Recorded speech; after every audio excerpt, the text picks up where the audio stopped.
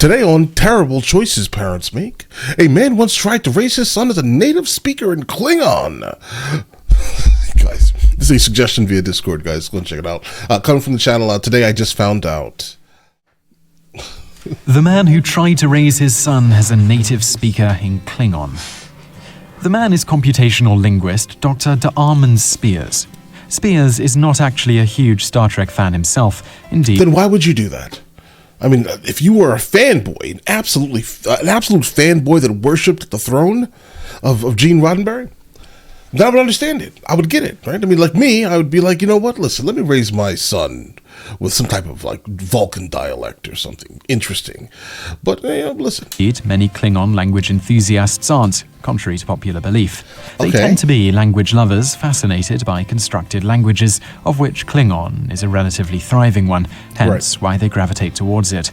Spears became fascinated with the Klingon language after reading a flyer on a bulletin board at Georgetown, where Spears was studying linguistics. The flyer was advertising the Klingon Language Institute, KLI, founded by Dr. Lawrence M. Schoen. I thought to myself, a new language. The fact that it was a constructed language really appealed to me. It sounded like fun, said Spears. He soon became one of the more famous members of KLI when he decided to experiment with trying to teach a child to be a native speaker of Klingon, his own son, Alec. Specifically, he stated, I was interested in the question of whether my son, going through his first language acquisition process, would acquire it like any human language. So as not to I think so, most likely. causes Alec to have any potential learning disabilities and make sure his son could fully integrate into society without language problems, Spears' wife, who was fully behind Spears' experiment, always spoke English to the child. The reason for concern was that lack of an adequate language for your brain to use before the age of around 5 can severely stunt a person's mental capacity and causes extremely detrimental learning disabilities in later life, which through history is largely why deaf people were once considered mentally handicapped, even though with an adequate language taught to them at an early age, like sign language, they are just as smart as anyone else. In any event, unlike his wife, Spears almost exclusively spoke to Alec in Klingon. He even would sing the Klingon Imperial Anthem, May the Empire Endure, as a bedtime lullaby to Alex, which I love it. Listen, I love the idea of it, but I'm not sure if I am fully behind the practice. Like the actual implementation of doing this is absolutely terrible. All right, terrible. his son picked up and would also sing. The experiment went on for about 3 years, during which time, as you might imagine, Spears was given a lot of funny looks in public as he conversed with Alec in Klingon. Right. At first, when people would ask what language he was speaking, Spears would respond, speaking Klingon.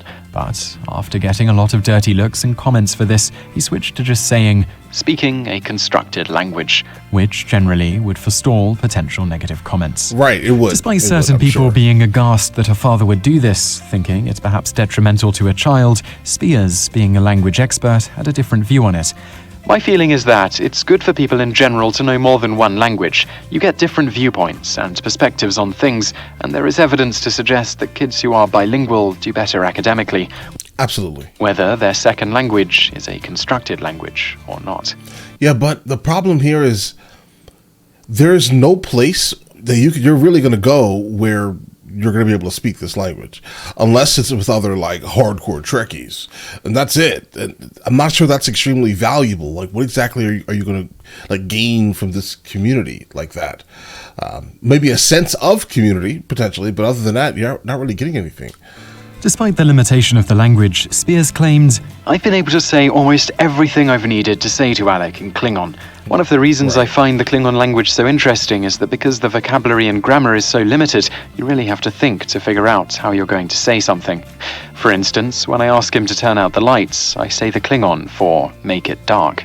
The joy found in the difficulty in saying things in Klingon over English didn't rub off on his son, and Alec more and more resisted speaking Klingon, as Spears anticipated in the beginning. There's going to come a time when he's going to stop making the effort to speak Klingon, because it's far easier for him to speak English. Further, Spears was the only person who would speak this language to Alec, and the boy never saw Star Trek during the experiment, so didn't ever see anyone but his father speaking it.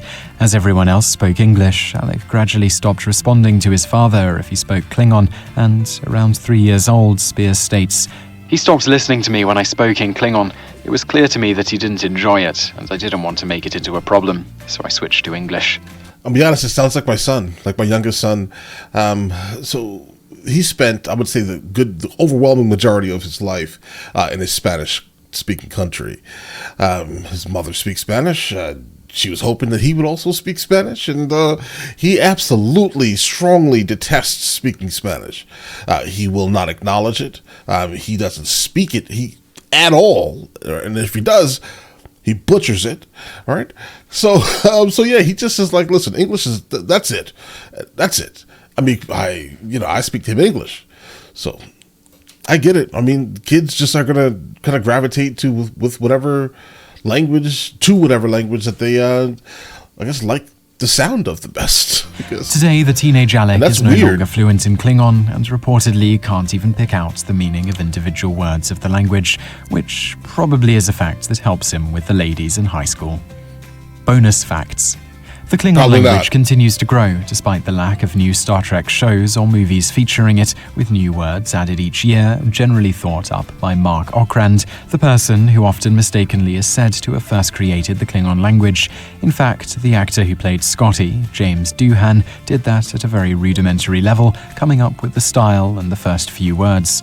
Okrand took James Doohan's work and made it into a full language, which is why he's generally given the credit for first coming up with it, doing the vast majority of the work to make it into a real language. Bonus fact 2. Go ahead. It is estimated that approximately 20 to 30 people in the world, including Spears, are fluent speakers of Klingon, with another few thousand that are familiar enough that they can actually pick out words when they hear it spoken. So I really hope you liked that video, and if you did like it, click like below and leave us a comment to let us know what you think. And also check out a couple of our other videos, which are linked to on the screen now, and don't forget to subscribe for brand new videos every day. Thanks for watching. Guys, here's the thing. When it comes to Klingons, I've never really been extremely interested in them. Never.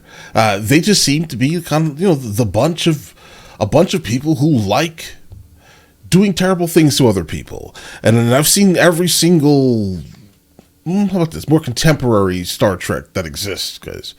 I liked what was it, Yolanda? What is this woman's name? She was from Voyager. I think that implementation of Klingon was solid, like Klingon human, like hybrid type thing, guys. That was good. I mean, she flew off the handle often. She couldn't really control her temper, but other than that, I mean, I think that combination was great. And then obviously the kid that was made between her and the guy who she was dealing with, I think that would have been another really good story to follow also. But again, when it comes to Klingons, I never really was super interested in them. I love the Vulcans. The Vulcans are the best, absolutely. There is never a time I've seen a Vulcan on the TV and was like, you know what, I don't really like Vulcans. Vulcans are the best, guys. I think because they're somewhat cold and emotionless, and it's kind of like what I am internally. I think so. I just identify with Vulcans, not so much the Romulans, because that's what happens when someone that really has no real, let's say, emotional intelligence out of nowhere gets emotions, right? I think that's a good representation of what the Romulans actually are, right? I like them, guys. They're crazy. But all right, listen, you guys all have an absolutely amazing day. Enjoy your day thoroughly.